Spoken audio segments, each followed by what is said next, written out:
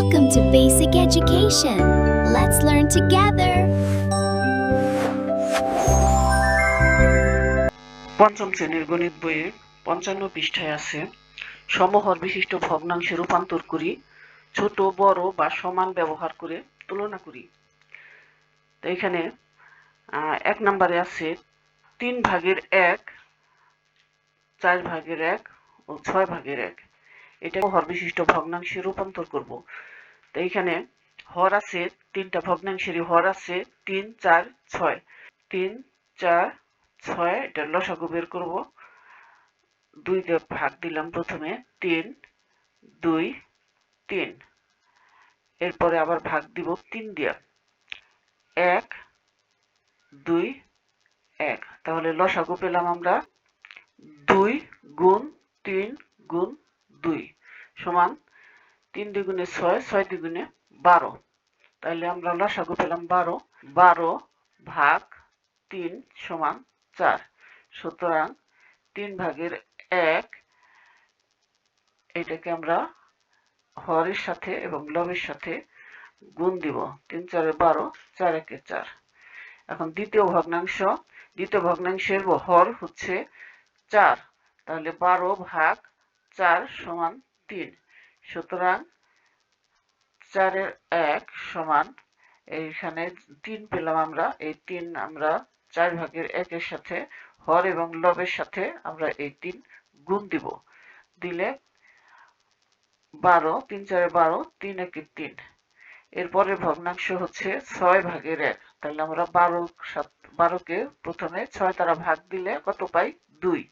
সুতরাং ৬/১ সমান, এখানে ৬/১ এর সাথে আমরা হরের সাথে লবের সাথে এই যে ২ পেয়েছি, এই ২ আমরা গুণ করছি। তাহলে ১২, ২। তাহলে আমরা ভগ্নাংশগুলো কি কি পেলাম? ৩/১ সমান পেয়েছি হচ্ছে ১২/৪, আর ৪/১ সমান পেয়েছি আমরা ১২/৩, আর ৬/১ সমান পেয়েছি ১২/২। এখন এগুলি সবগুলো সমহর বিশিষ্ট ভগ্নাংশ হয়ে গেল। তাহলে এখন কোন ভগ্নাংশ বড় সেটা আমরা বের করতে হলে আমাদের, যেহেতু সবগুলো হর সমান, তাহলে যে ভগ্নাংশের লব বড় সেই ভগ্নাংশটি বড়। সুতরাং আমরা এখন এটা বড় ছোট তুলনা করার ক্ষেত্রে ১২/৪, ১২/৩, ১২/২ এটাকে আমরা, যেহেতু ৪ বড় সুতরাং এই ভগ্নাংশটি বড়। তারপর হচ্ছে ১২/৩ এটা বড়, তারপরে হচ্ছে ১২/২। ২ নাম্বার ৪/৩, ১২/৯, ২০/১৫। তো এখানে ভগ্নাংশগুলোর হর কত? ৪, ১২, ২০। এই ৪, ১২, ২০কে আমরা সমহর বিশিষ্ট ভগ্নাংশে রূপান্তর করব। তার জন্য আমাদের হরগুলোকে প্রথমে লসাগু বের করতে হবে। প্রথমে ২ দিয়ে ভাগ করি। ২ দ্বিগুণে ৪, ৬ দ্বিগুণে ১২, ১০ দ্বিগুণে ২০। আবার ২ দিয়ে ভাগ যায়, ২, ১, ৩, ৫। আর ভাগ করা যায় না। তাহলে লসাগু ২ গুণ ২ গুণ ৩ গুণ ৫ সমান ২ দ্বিগুণে ৪, ৩ ৪ ১২, ৫ ১২ ৬০। তাহলে আমরা প্রথম ভগ্নাংশ করার জন্য ৬০কে প্রথমে আমরা ৪ দ্বারা ভাগ করব। প্রথম ভগ্নাংশের হর ৪, তাই ৪ দ্বারা ভাগ করব ৬০। তাহলে সুতরাং ৪/৩ সমান ৪/৩ উপরে হরের সাথে এবং লবের সাথে আমরা ১৫ দ্বারা গুণ করব। কত হইল? ৪ ১৫ ৬০ আর ৩ ১৫ ৪৫। এরপরে দ্বিতীয় ভগ্নাংশের হর হচ্ছে ১২। এই ১২ দ্বারা আমরা ভাগ করব ৬০কে, ৫ ১২ ৬০। সুতরাং ১২/৯ এটা হরের সাথে লবের সাথে আমি গুণ করব ৫ দ্বারা, যেহেতু ভাগফল ৫ পেয়েছি ৫ দ্বারা গুণ করব। 5 12 60, 5 9 45। এরপরে 60 এর সাথে আমি 20 ভাগ করব, সমান হচ্ছে 3। সুতরাং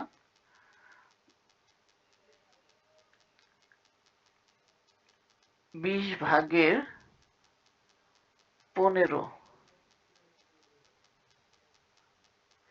20 ভাগের 15 সমান 20 ভাগের 15 উপরে 3 নিচেও 3 সমান 60 45।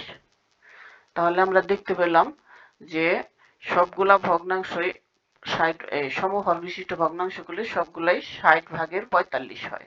তাহলে তিনটা ভগ্নাংশই সমান। তাহলে আমরা লিখতে পারি যে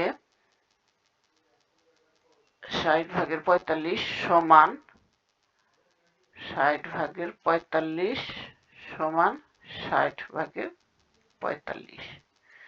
তাহলে আমরা লিখতে পারি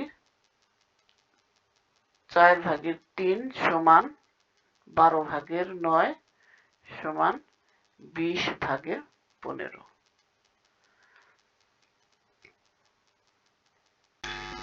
3 নম্বরে 5 ভাগের 3, 4 ভাগের 3 ও 10 ভাগের 7।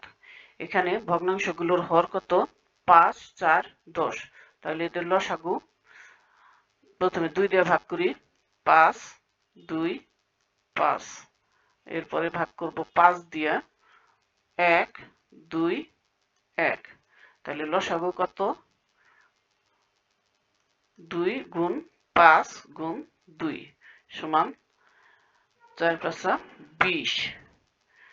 তাহলে আমার প্রথম ভগ্নাংশের সাথে 20 ভাগ প্রথম ভগ্নাংশের হর কত?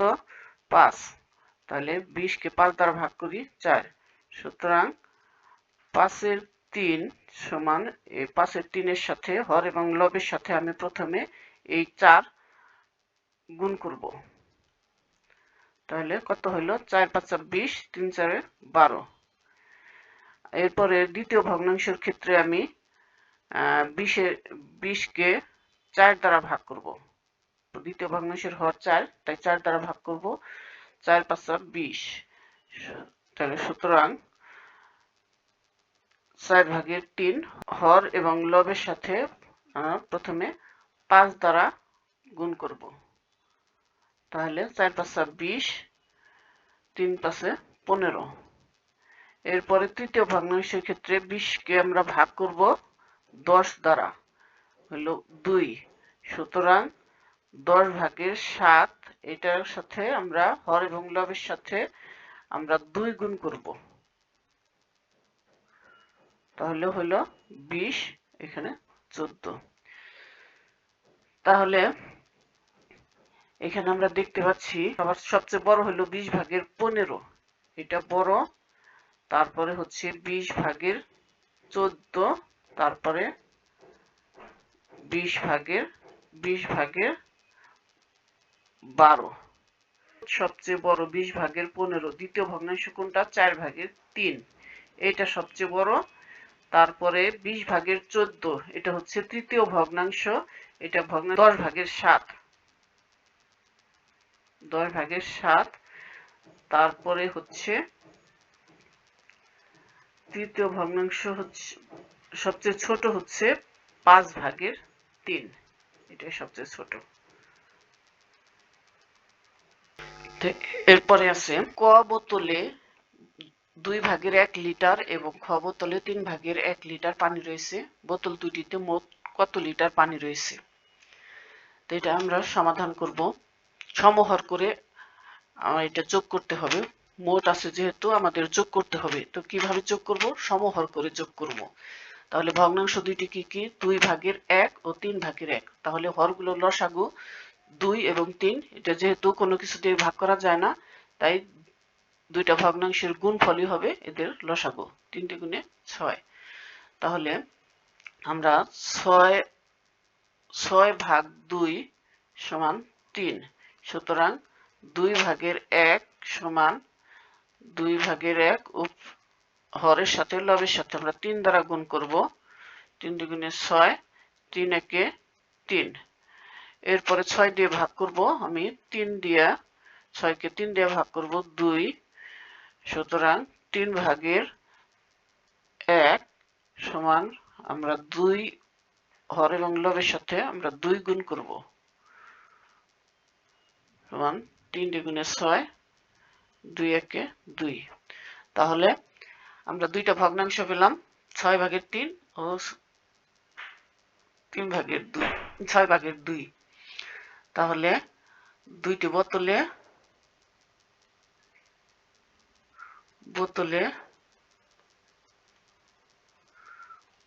পানি রয়েছে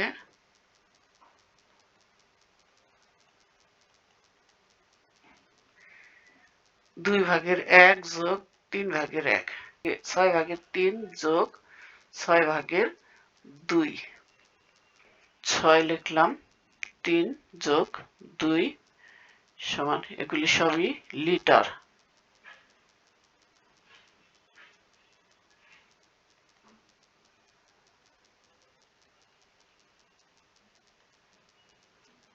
এত লিটার সমান 6 ভাগের 5 লিটার। তাহলে সুতরাং দুইটি বোতলে